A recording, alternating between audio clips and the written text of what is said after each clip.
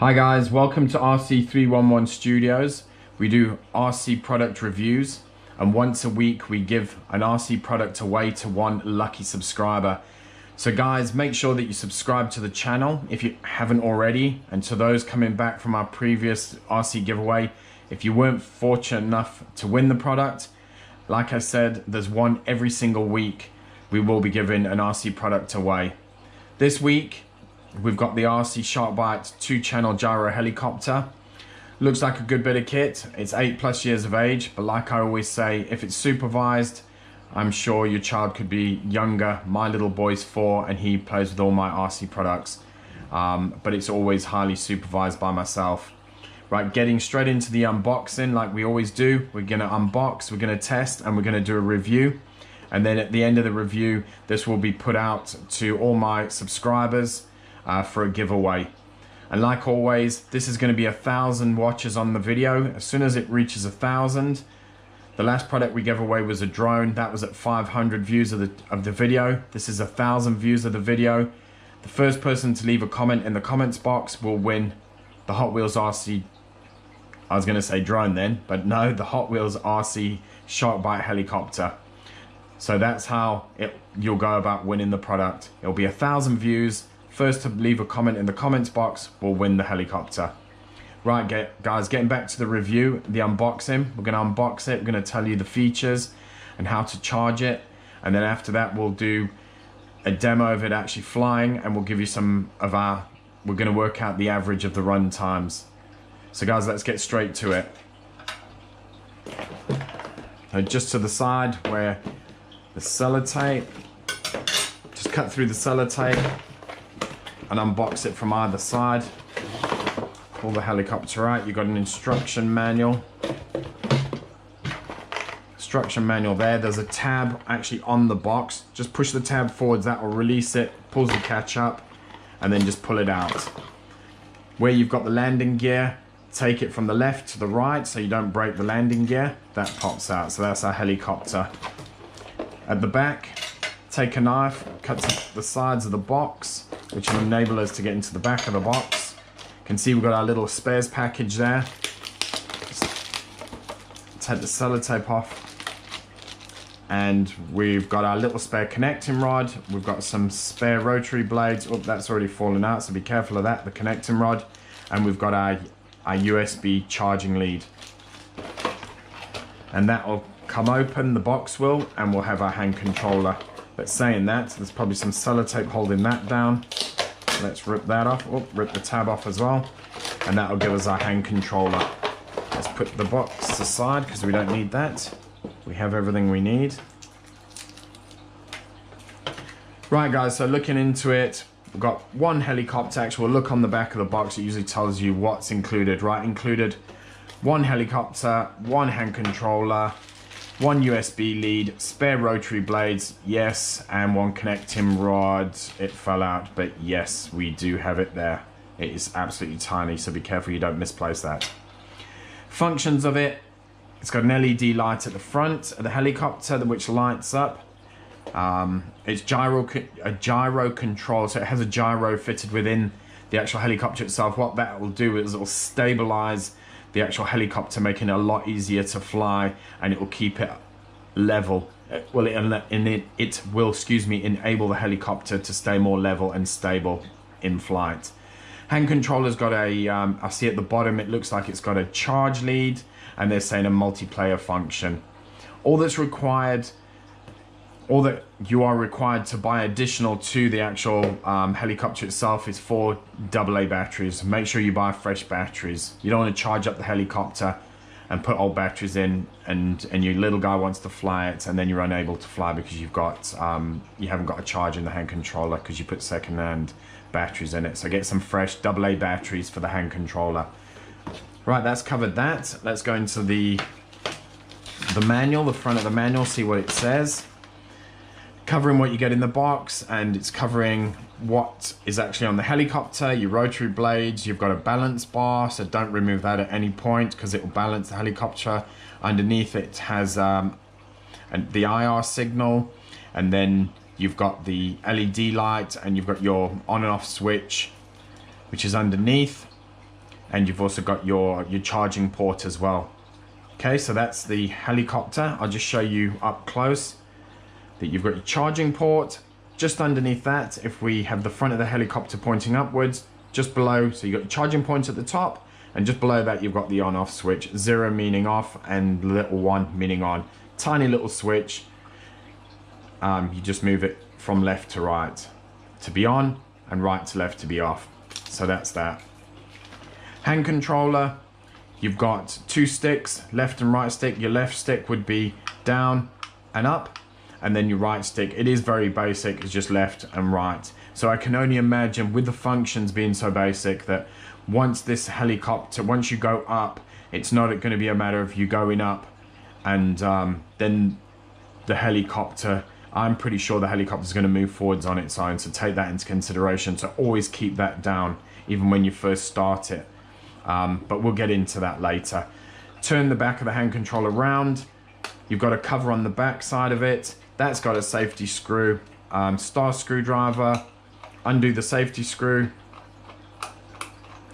There's a little flap that needs to come down. Pull on that tab. That takes the back of the hand controller cover off. Like I said, 4 AA batteries, brand new batteries going in the back of the hand controller. You don't want your little guy being disappointed. Guy or girl, I should say. Close the back of the hand controller. Tighten up on the safety screw. Now take into consideration this is metal going into plastic, so just nip it. Otherwise you will strip it out. So that's that. Let's just give it a test. It's off to the right, left. We've got a flashing LED light. I can only imagine once you bind it, moving that stick down looked like it was going into part of the bind process. So that's why we've got a solid light. So we'll turn it off, it will flash, meaning that it needs to be bound. A binding process needs to, you need to carry out a binding process to the helicopter to enable you to fly it. So let's just turn that off. Okay, so mode buttons on your sticks, like we said, but covering a few more of the functions is just your left and right trim. So if the helicopter is pulling to the right, trim it left. Sorry, excuse me. Okay, so we said if it's pulling to the right, trim it left.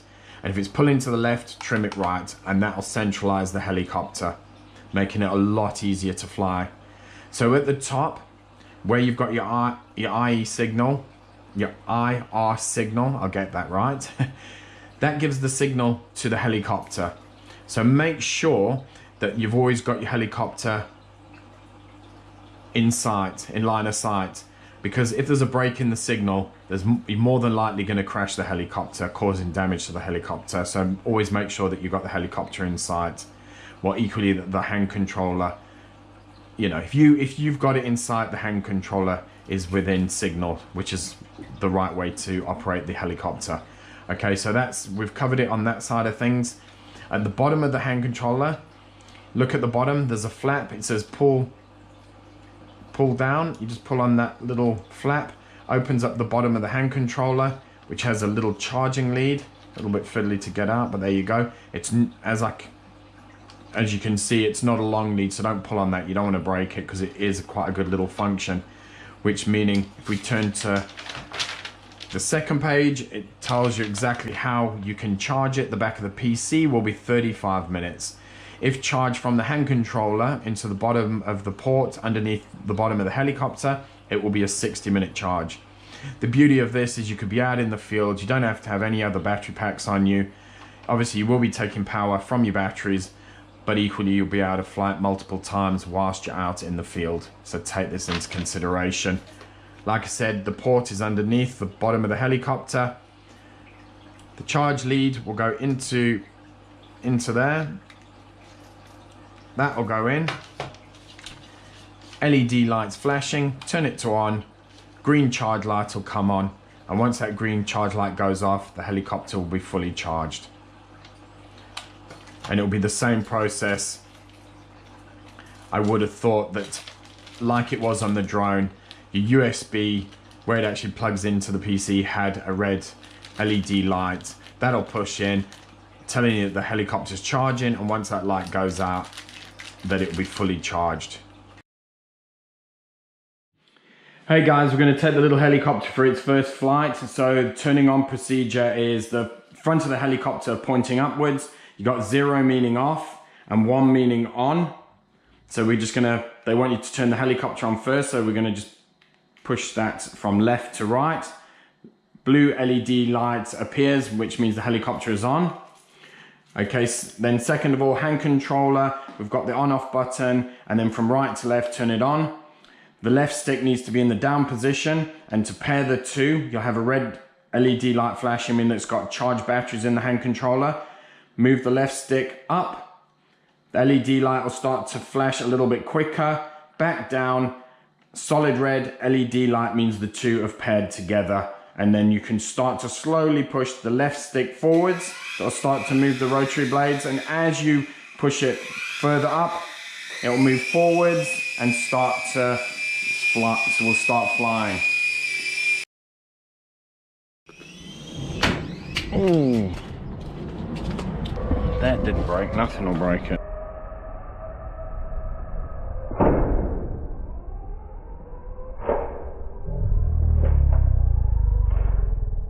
Hey guys, right, we're just taking it outside, 9-mile-an-hour winds, absolutely useless, just literally hit off the wooden fence, hit onto the actual patio flooring.